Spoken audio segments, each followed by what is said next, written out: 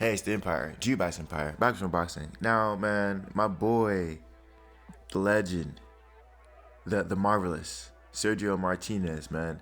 He says he was supposed to come back in September, but it never happened, right? Due to this pandemic.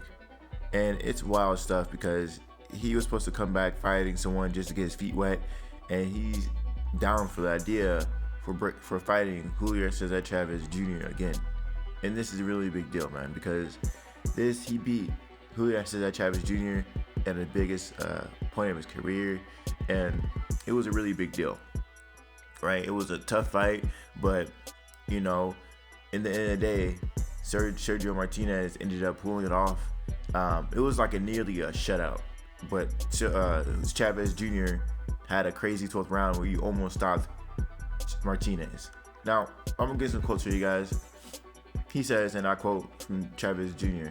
From Martinez. He says, "Hopefully the fight with Chavez Jr. can be done for the nobility of the sport. It would help Julio Cesar Chavez Jr. a lot, regardless of the results, regardless of what could happen in the fight. Preliminary preparation can be a very good thing because he lost with me.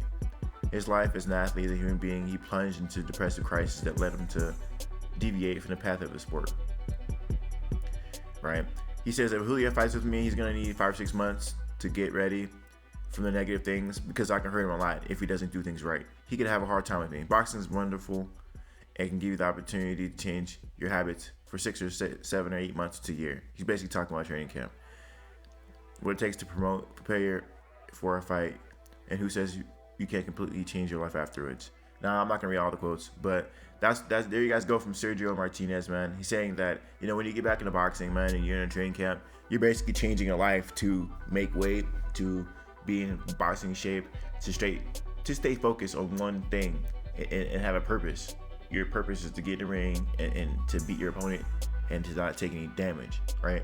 Sergio Martinez, he was the MEXICUTIONER when he beat Julio Cesar Chavez Jr. He beat the Suns legend,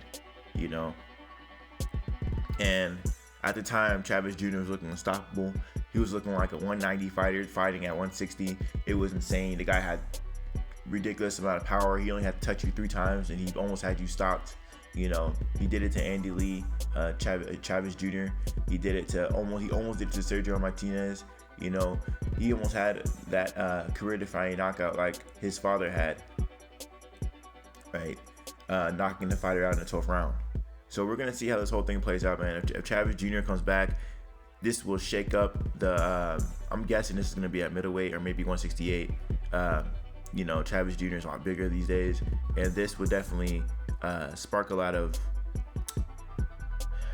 interest because this is the guy who got away from Mexico, man. This is the guy who beat one of the legends and then he just retired, So we're gonna see how this whole thing plays out, man. I'll be really excited to see this because if Sergio Martinez makes a fool of Chavez Jr. again, Canelo's gonna want to fight this guy. It's facts. Canelo's gonna want to fight this guy. So let me know how you guys feel about it, though, man. I think that him coming back, he's one of my favorite fighters. He's back from that era where him and Paul Williams had those epic fights. They were 1 and 2, Those were epic fights from Martinez and Paul Williams. And, those are fights that I always wish that Canelo Alvarez fought. I always wished he fought Canelo. I always wish that Sergio Martinez fought Canelo Alvarez. And I always wish Canelo Alvarez fought Paul Williams. Paul Williams, what happened with Paul Williams is he was scheduled to fight Paul Williams. And Paul Williams got in a car accident. And now, Paul Williams can't walk. God bless his soul. But he's still alive. And, thank God he's still alive. But his boxing career was basically done because he got in a motorcycle accident. Or a guy was riding a motorcycle, had a crazy accident, and now he's paralyzed for life. And that's very unfortunate. But at least we can see Sergio Martinez come back and maybe he can show us what he got. And the thing is, Sergio Martinez has the perfect style for any kind of a toe-to-toe Mexican style kind of fighting because the guy uses his footwork for his offense and defense. If you actually watch him versus Paul Williams just throw over 100 punches around and it was extremely tall. But even he had problems hitting the slick, elusive, offensive juggernaut in Sergio Martinez. So that was a really big deal because, like I said, Paul Williams was a huge what was he fighting at 147, 154 at the time? The guy was huge.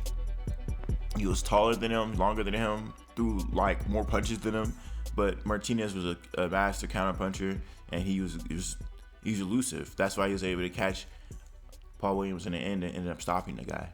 You know, and their first round, I believe, and when they rematched. So that was a devastating knockout, and that sent shockwaves through the boxing world. You know, will Martinez come back? He says he will. I'm guessing his money is drying up. A lot of these boxers don't spend their money wisely when they get older, and you know they think about it when they get old. Oh, maybe I should have saved some of my money up.